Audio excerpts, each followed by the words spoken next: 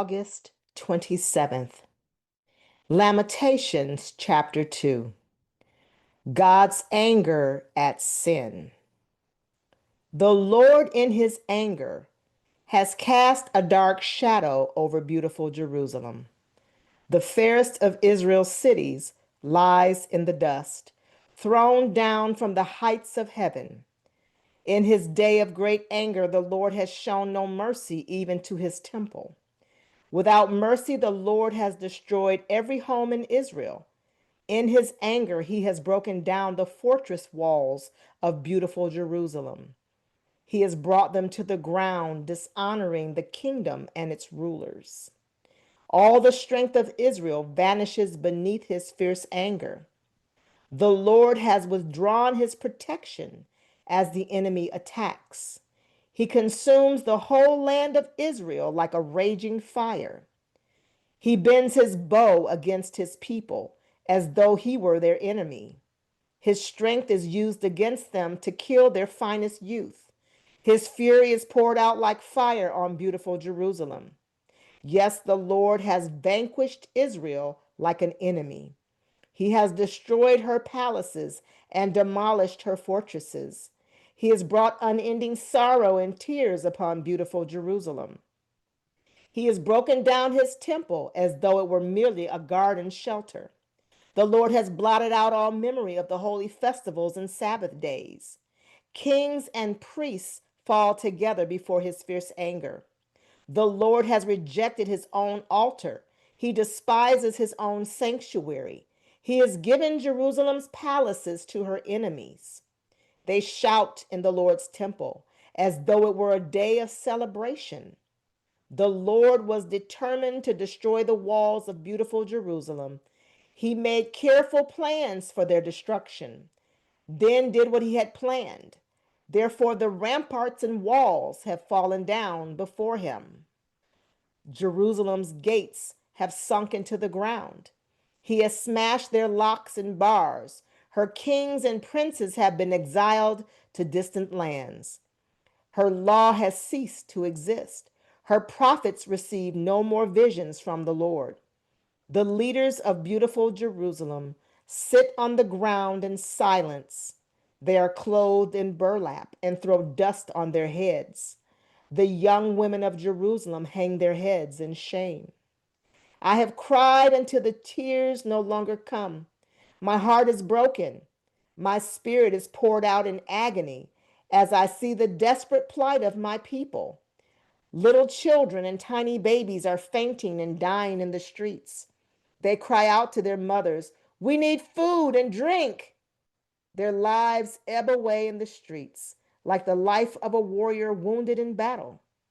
They gasp for life as they collapse in their mother's arms. What can I say about you? Who has ever seen such sorrow? O daughter of Jerusalem, to what can I compare your anguish? O virgin daughter of Zion, how can I comfort you? For your wound is as deep as the sea. Who can heal you? Your prophets have said so many foolish things, false to the core. They did not save you from exile by pointing out your sins. Instead, they painted false pictures, filling you with false hope. All who pass by jeer at you. They scoff and insult beautiful Jerusalem, saying, "Is this the city called most beautiful in all the world and joy of all the earth?" All your enemies mock you. They scoff and snarl and say, "We have destroyed her at last. We have long waited for this day, and it's finally here." But it's the Lord who did just as he planned. He has fulfilled the promises of disaster he made long ago. He has destroyed Jerusalem without mercy. He has caused her enemies to gloat over her and has given them power over her. Cry aloud before the Lord, O walls of beautiful Jerusalem. Let your tears flow like a river day and night. Give yourselves no rest. Give your eyes no relief. Rise during the night and cry out. Pour out your hearts like water to the Lord. Lift up your hands to him in prayer, pleading for your children, for in every street They are faint with hunger. Oh Lord, think about this. Should you treat your own people this way? Should mothers eat their own children, those they once bounced on their knees? Should priests and prophets be killed within the Lord's temple? See them lying in the streets, young and old, boys and girls, killed by the swords of the enemy. You have killed them in your anger, slaughtering them without mercy.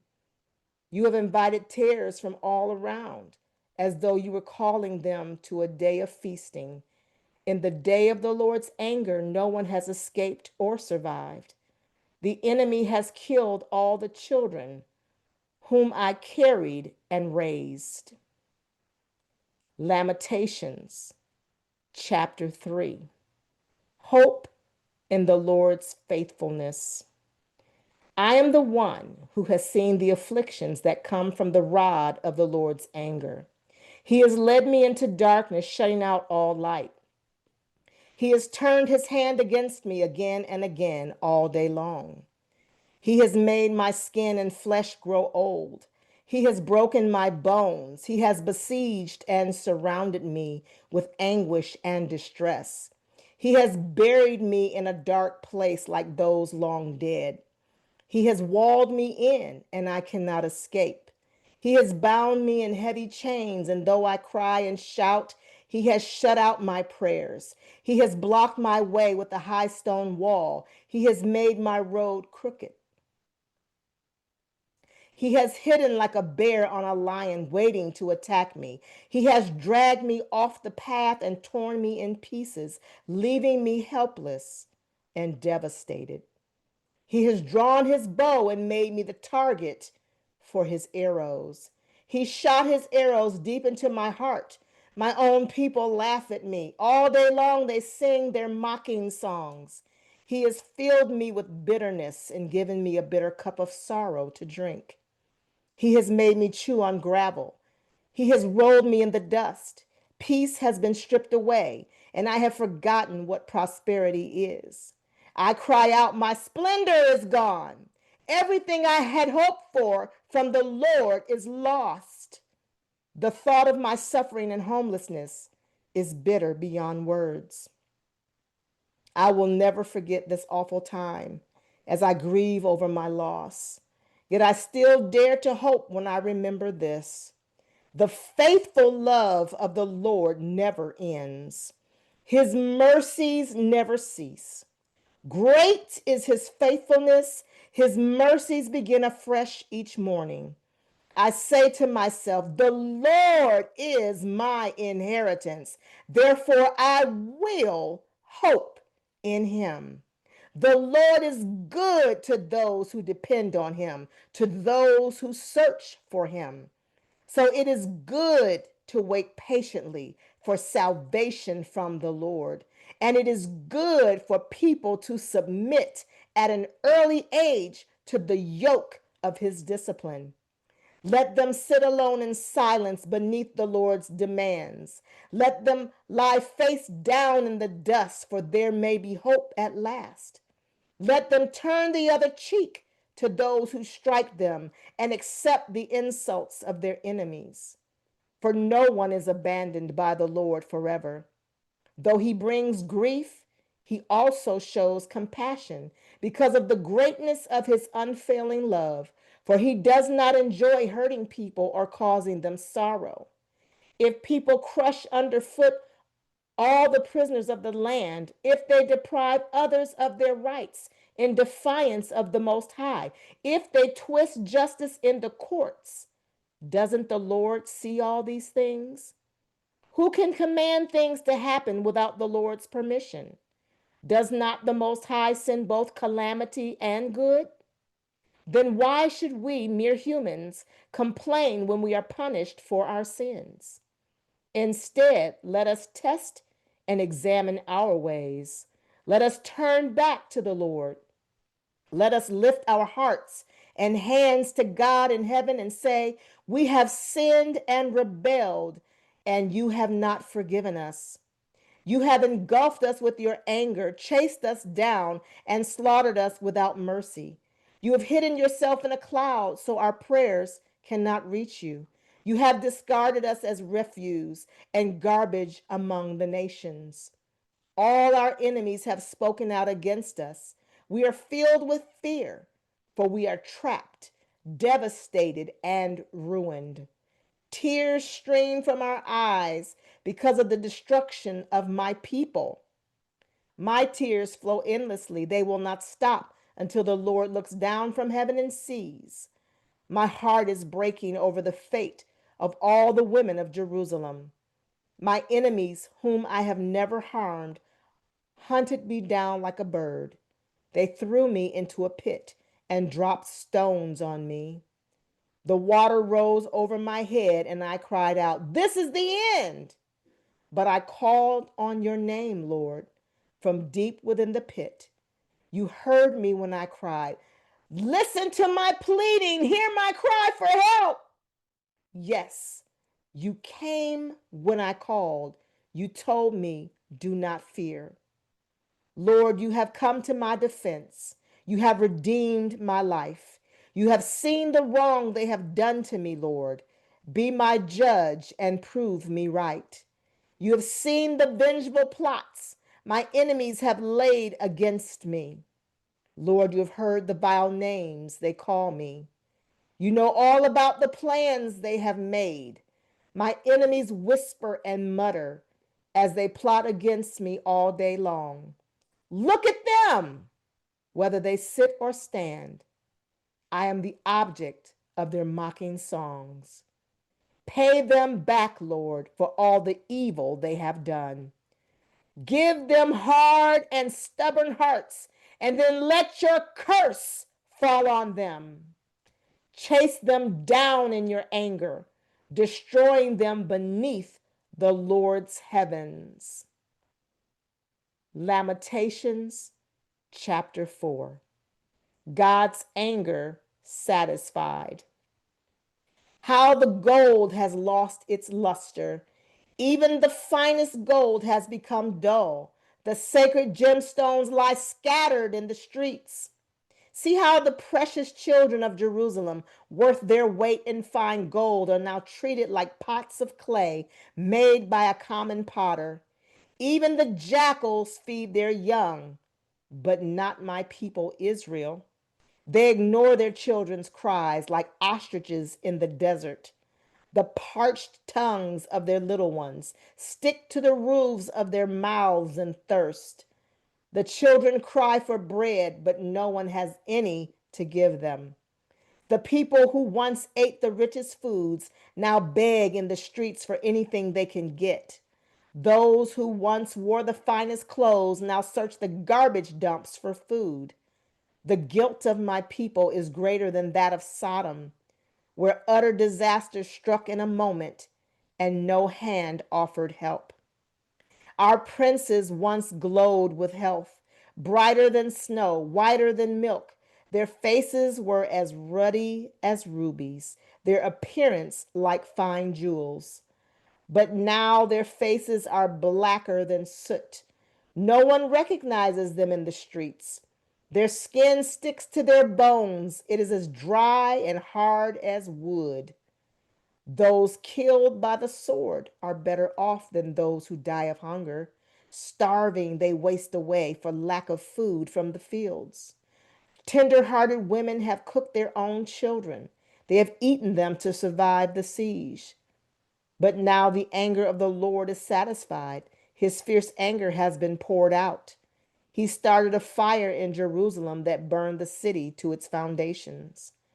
Not a king in all the earth, not one in all the world, would have believed that an enemy could march through the gates of Jerusalem. Yet it happened because of the sins of her prophets and the sins of her priests, who defiled the city by shedding innocent blood. They wandered blindly through the streets, so defiled by blood that no one dared to touch them. Get away, the people shouted at them. You're defiled. Don't touch us. So they fled to distant lands and wandered among foreign nations, but none would let them stay. The Lord himself has scattered them, and he no longer helps them. People show no respect for the priests and no longer honor the leaders. We looked in vain for our allies to come and save us, but we were looking to nations that could not help us. We couldn't go into the streets without danger to ourselves. Our end was near. Our days were numbered. We were doomed. Our enemies were swifter than eagles in flight. If we fled to the mountains, they found us. If we hid in the wilderness, they were waiting for us there. Our king, the Lord's anointed, the very life of our nation, was caught in their snares. We had thought that his shadow would protect us against any nation on earth. Are you rejoicing in the land of Uz, O people of Edom? But you too must drink from the cup of the Lord's anger. You too will be stripped naked in your drunkenness. O beautiful Jerusalem, your punishment will end. You will soon return from exile. But Edom, your punishment is just beginning. Soon your many sins will be exposed. May the Lord add a blessing to the reading and to the hearing of his holy word. Confess your faults one to another and pray one for another, that ye may be healed. The effectual fervent prayer of a righteous man availeth much. James 5:16. Confess your faults one to another and pray one for another, that you may be healed. The effectual fervent prayer of a righteous man availeth much. James 5:16. Confess your faults one to another and pray one for another, that ye may be healed. The effectual fervent prayer of a righteous man availeth much. James 5:16.